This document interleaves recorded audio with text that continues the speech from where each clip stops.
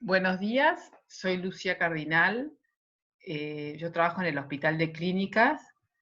Soy la coordinadora del módulo de citología ginecológica y le he pedido a todas mis compañeras del hospital que hacemos cito y ginecopatología, a la doctora Lili Díaz, Florencia García Kammerman, Florencia Falcón y Dorecia Caluga, de darles todas las clases de este curso.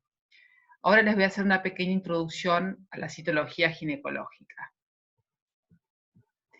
Vamos a hablar un poquito de la historia de la citología ginecológica, los tipos de muestras que podemos encontrar, para qué sirve este tipo de citología, qué es un screening, un poco de las clasificaciones, las nuevas metodologías y la bibliografía a utilizar. Bueno, usted, como verán, desde 1845 o antes, las células han sido motivo de estudio. Recuerden que en los primeros microscopios se veían las células vegetales, o sea que la citología desde hace mucho tiempo está en boga. En el 45 fue el primer atlas de citología, que lo hizo el doctor Donet. Y bueno, después hubieron libros, el doctor Babés en Europa hablaron de extendidos cervicales, y el boom de todo esto fue con el doctor Papanicolaou, que era un doctor griego, pero que trabajaba en Estados Unidos, que él empieza a estudiar las células de los extendidos de ratas, y después empieza por la parte hormonal, y después empieza a ver algunas diferencias eh, que, se, que, se, que, estaban en las células escamosas, y que él no podía identificar bien, y después con el tiempo se dio cuenta que podían ser lesiones preneoplásicas.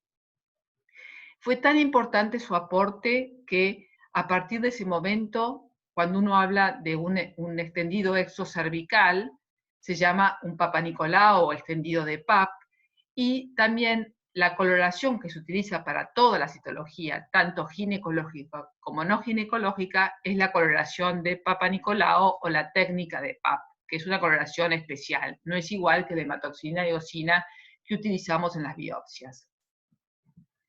Acá está el doctor Papanicolaou, es una foto clásica que la encuentran en todos los libros. Y bueno, ¿qué tipos de muestras podemos encontrar? Podemos encontrar la clásica, que es el extendido exocervical y de los fondos de saco vaginales. Acá, el extendido de Papanicolaou, que es una citología exfoliativa, porque uno saca las células que están exfoliando y las pone sobre el portaobjeto para mirarlas. También se pueden hacer extendidos vaginales, extendidos vulvares, que son muy poco frecuentes, porque aparte la vulva tiene bastante hiperkeratosis en general, así que hay mucha escama córnea. Extendidos endocervicales del canal del cuello uterino, endometriales de la cavidad uterina, punciones del ovario o de la trompa, líquido, también se puede estudiar el lavado peritoneal, el líquido peritoneal, y otras muestras. Entonces vamos a tener el exocervical, que es el clásico Papanicolaou, el extendido endocervical, el endometrial, el vaginal, el vulvar, punciones de ovario, lavados peritoneales, y también la citología mamaria, cuando nosotros la englobamos a la mama dentro de la patología ginecológica. Esto para mostrarle lo que podemos encontrar en estos extendidos. Recuerden que la vagina y el exocervix están revestidos por un epitelio pavimentoso, el endocervix por un epitelio cilíndrico mucíparo, y que nosotros estamos muestreando todo el exocervix y los fondos de saco vaginales, donde vamos a ver abundantes células escamosas que exfolian y quedan en el moco suspendidas. También vamos a encontrar las células cilíndricas y las células metaplásicas, que después vamos a ver bien qué es. También podemos ver algunas células que vienen del endometrio, del peritoneo o de la trompa, que caen y que quedan suspendidas en este moco. Acá, para mostrarles cómo se realiza esta técnica de Papanicolaou, y luego se hace con la espátula el extendido.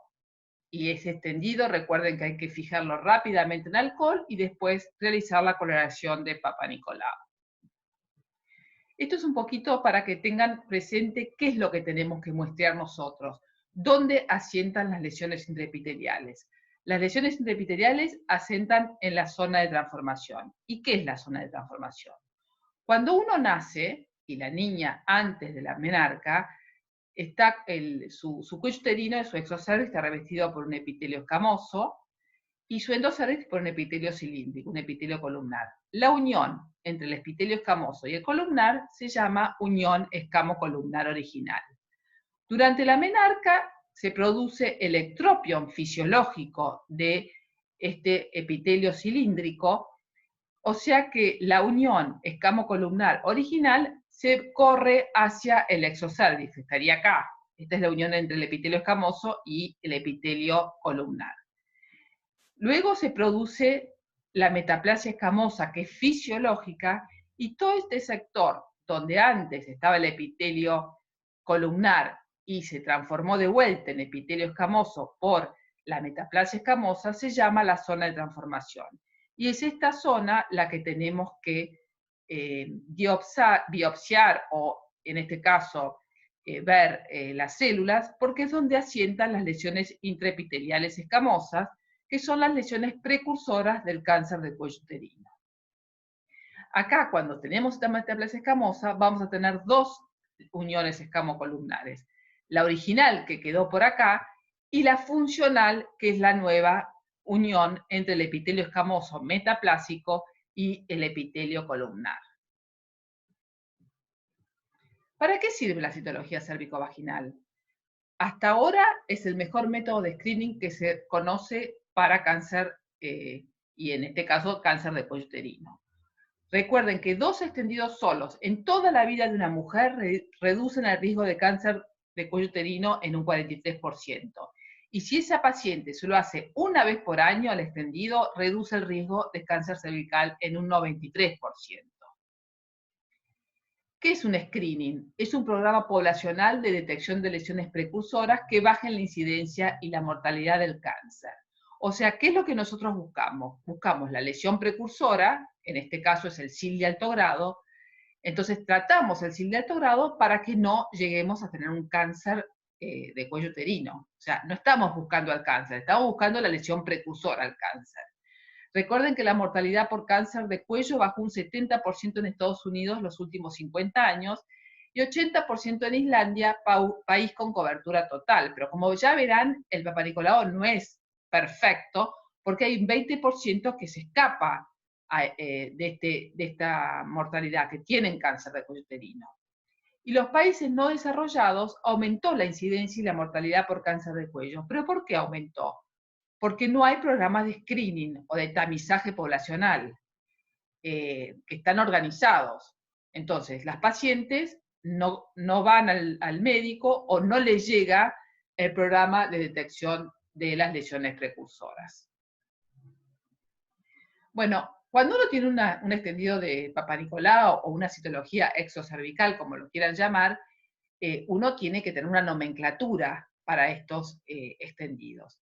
La primera nomenclatura que se utilizó fue la nomenclatura de Papa Nicolau, que eran 5 clases, ahora está súper perimida, nadie más la utiliza, si bien hay algunos todavía citopatólogos que la usan, o algunos ginecólogos o algunas pacientes más grandes que llaman y dicen, ay, pero no me pusiste la clase del Papa Nicolau, porque antes se ponía clase 1 cuando era normal, clase 2, inflamatorio, clase 3, bla, bla. No se utilizan más. Después hubo unos sistemas descriptivos, ¿sí?, que uno describía las células, y a partir de 1988 se utiliza el sistema Bethesda, que es un sistema que introdujo Estados Unidos, que fue introducido por un problema legal, pero después ha hecho, digamos, se ha desparramado por todo el mundo, y ahora cuando nosotros hablamos de una citología con el sistema Bethesda, todos nos entendemos. Entonces, cuando escribimos artículos hay que utilizar esta nomenclatura, y cuando uno mira un Papa Nicolau hay que utilizar por lo menos esta nomenclatura. En el 2001 y en el 2014 hubo algunos modificaciones. Lo que primero que muestra el sistema Bethesda es que hay que indicar el tipo de la muestra, si es convencional, como el que utilizamos en Argentina, o si es una citología líquida u otro tipo de muestra, por ejemplo, extendido de la cúpula vaginal, que podría ser otro tipo de muestra del mismo lugar, pero no está más el cuello porque se lo han retirado y hay que ver las células de la cúpula de la vagina. Y lo más importante que introdujo al sistema Bethesda fue la calidad de la muestra, o sea, ver si esa muestra se puede evaluar. Entonces, se consignan algunas cosas y se ven si está adecuada para poder hacer el diagnóstico. Si no se puede hacer diagnóstico, o sea, es insatisfactoria, se tiene que poner el por qué. Por ejemplo, tiene muchos polimorfonucleares. Entonces, es insatisfactoria porque hay demasiado polimorfonucleares. O el campo está cubierto de matíes, también es insatisfactoria. O la verdad que está todo pegado, o está todo desecado, o está roto el vidrio, digamos, hay muchas cuestiones que hacen que esa muestra sea insatisfactoria para evaluarla.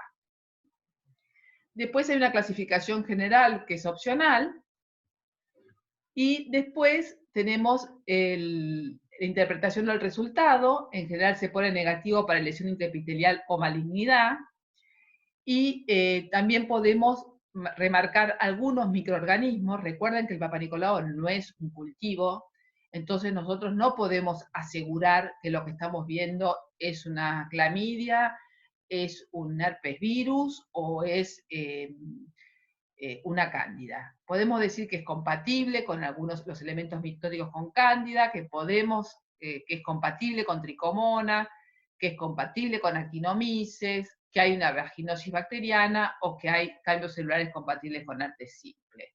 Estos son los que permite el sistema Bethesda. Bueno, después, dentro de otros hallazgos, lo que introdujo el sistema Bethesda, la última 2014, es que se tiene que consignar las células endometriales en mujeres mayores o igual a 45 años. Esto es en el anterior, pero a partir de ahora es 45 años, perdón que no lo corregí. Igual, aunque sean las células endometriales normales, hay que consignarlas. Bueno, después está en las anomalías de células epiteliales, y entonces las células escamosas se dividen en células escamosas atípicas, cuando son alteraciones en las células escamosas que no sabemos, digamos, hacer el diagnóstico ni de carcinoma ni de lesión intraepitelial, le ponemos de significado indeterminado o ASC-US, cuando uno piensa que esa paciente puede tener alguna lesión de bajo grado, y cuando no podemos descartar lesión de alto grado le ponemos ASC-H. Esto después lo van a ver bien en la clase de lesiones escamosas. Después está la lesión escamosa intraepitelial de bajo grado o el ESIL, que incluye al HPV, a la displasia leve y al SIN1. Estas nomenclaturas son antiguas. Lesión escamosa intraepitelial de alto grado o HSIL, que también incluye a la displasia moderada y grave, el carcinoma in situ, SIN2 y SIN3, que son de las nomenclaturas antiguas. Recuerden que el sistema Bethesda introdujo estos dos tipos de lesiones intraepiteliales y que después fueron introducidas en la histología cervical, y después pueden ponerse con hallazgos sospechosos de invasión si existe la sospecha de invasión. Y por supuesto, también se puede hacer diagnóstico del carcinoma escamoso en un Papa Nicolau. Lástima porque ya no es el objetivo del Papa Nicolau pesquisar un carcinoma, es pesquisar a la lesión intraepitelial de alto grado para evitar llegar al carcinoma. Bueno, las células glandulares también las tenemos que clasificar, pueden ser ACG, que es lo que nosotros antes decíamos como sospechosas, que son lesiones que no tienen el cuadro citológico típico, por ejemplo, del adenocarcinoma o del adenocarcinoma in situ, entonces lo englobamos en el ACG. Y el adenocarcinoma in situ tiene rasgos característicos para hacer ese diagnóstico, un diagnóstico muy difícil de hacer por citología, pero se ha hecho. Y por supuesto los adenocarcinomas, y también podemos a veces especificar si nos parece que es endocervical, del endometrio, extrauterino, o a veces no lo podemos especificar y le ponemos NOS. Este es el último Bethesda, la última modificación, donde hay 12 capítulos. Ya les dije lo de las células endometriales mayores de 45 años, el capítulo anal es más largo y se agrega un poco el manejo de estas pacientes. Entonces, para hacer un buen diagnóstico de la citología del Papa Nicolau, de la citología exocervical, uno tiene que tener una muestra adecuada. Y una muestra adecuada significa muchas cosas. Significa que esta muestra tiene que estar identificada apropiadamente. O sea, tenemos que saber a qué paciente corresponde. Tenemos que tener la información clínica correcta de esa paciente. Debe estar fijada adecuadamente con alcohol o con spray, spray con alto índice de alcohol. Las células escamosas tienen que estar bien preservadas y se tienen que visualizar bien, y también tener un adecuado componente de la zona de combinación y del endocervix.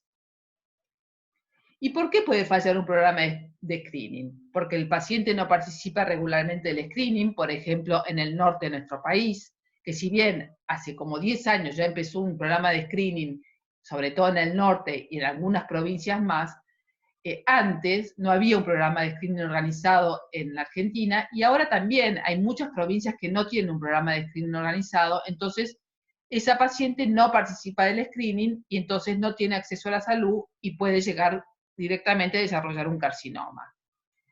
El clínico o el ginecólogo no obtiene una muestra adecuada, en el laboratorio se interpretan incorrectamente los extendidos, se hace un seguimiento, un tratamiento inapropiado, o hay un desarrollo rápido de carcinoma invasor. O sea, hay muchos factores que pueden hacer que esto falle, que el programa de screening falle y que directamente la paciente venga con el cáncer de cuello uterino, que es lo que queremos evitar. Entonces, nosotros sabemos que el cáncer de cuello uterino, el 95, ahora están diciendo un poquito menos, pero digamos que el 95 son relacionados al HPV. O sea que se necesita el HPV para desarrollar el cáncer. Esos HPVs son de bajo o de alto riesgo. Los de alto riesgo son los que desarrollan el cáncer de cuello uterino. Entonces, podríamos detectar el HPV y con la detección del HPV saber si esa paciente tiene mayor riesgo o menor riesgo de tener un cáncer de cuello. Para la detección del HPV tenemos métodos indirectos y directos. Los indirectos son la morfología. Por ejemplo, el HPV tiene produce en las células una morfología muy característica que después la van a ver. Entonces, por la morfología, es un método indirecto, podemos decir, esta paciente tiene una infección por HPV. Los biomarcadores proteicos, como son la P16, que también nos hacen saber que esa paciente puede tener una infección por HPV. Y los directos son con los ácidos nucleicos. ¿Y ellos cuáles son? Las pruebas para detección del virus del papiloma humano, estas son las que están aprobadas. La captura de híbridos es la que más se utiliza en nuestro medio. El Cervista, el COVAS también, hay muchos que están utilizando mucho ahora el COVAS, porque el COVAS nos muestra cuáles son los HPV 16 y 18 y los de alto riesgo, los otros separados, los 18 otros separados, y el APTIMA. Pero hay que recordar siempre cuál es el objetivo de la citología. El objetivo de estas muestras. De la citología es la detección de las lesiones precursoras. O sea, nosotros miramos un PAP y tenemos que detectar un SIL de alto grado para tratarlo y evitar que ese paciente vaya a carcinoma. Con la captura híbrida, ¿qué hacemos? Detectamos si esa paciente tiene o no tiene carga viral. Eso no quiere decir, esa paciente puede tener una carga viral alta, puede tener un HPV de alto riesgo, pero esa paciente puede no tener la lesión. Esa paciente hay que controlarla más, hay que hacerle colposcopía, hay que estudiarla todo, porque puede llegar a desarrollar un SIL de alto grado. No quiere decir que, lo va a tener el carcinoma, y que lo va a tener el SIL de alto grado. Así que tengamos eso también presente. Bueno, esto es un poco la bibliografía donde pueden estudiar. Hay libros muy buenos de citología, como son el COS, el Vivo, el IMEI, el CIVAS, el MAQUI, y están los sistemas Bethesda. Los primeros fueron escritos por Salomon y Ritu Nayar, el último por Ritu Nayar y David Wilberg. Después están todas las revistas que pueden encontrar específicamente de citología. Bueno, y para terminar les voy a contar un poquito cómo es este curso. Como ya les dije, lo vamos a hacer todas las patólogas y citopatólogas del Hospital de Clínicas. En general yo este curso siempre lo armaba con diferentes patólogos de diferentes hospitales, del Hospital Rivadavia, del Hospital Posadas, para que ustedes pueden ver las diferentes visiones de esta citología, pero debido a que tienen que ser grabadas, les he pedido al grupo de citopatólogas del Hospital de Clínicas. Bueno, ya vimos la primera clase, que es la introducción, los tipos de muestras y el sistema Bethesda.